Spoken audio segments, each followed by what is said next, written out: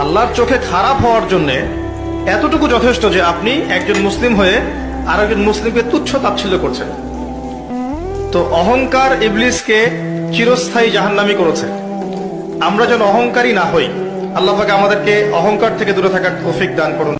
আল্লাহর চোখে খারাপ হওয়ার জন্য এতটুকু যথেষ্ট যে আপনি একজন মুসলিম হয়ে আর একজন মুসলিমকে তুচ্ছ তাচ্ছিল্য করছেন।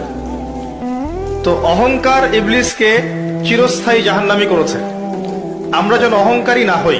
আল্লাহ পাক আমাদেরকে অহংকার থেকে দূরে থাকার তৌফিক দান করুন। আল্লাহর চোখে খারাপ হওয়ার জন্য এতটুকু যথেষ্ট যে আপনি একজন মুসলিম হয়ে আর একজন মুসলিমকে তুচ্ছ তাচ্ছিল্য করছেন।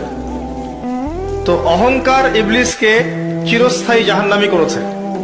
আমরা যেন অহংকারী না হই। আল্লাহ পাক আমাদেরকে অহংকার থেকে দূরে থাকার তৌফিক দান করুন। আল্লাহর চোখে খারাপ হওয়ার জন্য এতটুকু যথেষ্ট যে আপনি একজন মুসলিম হয়ে আর একজন মুসলিমকে তুচ্ছ তাচ্ছিল্য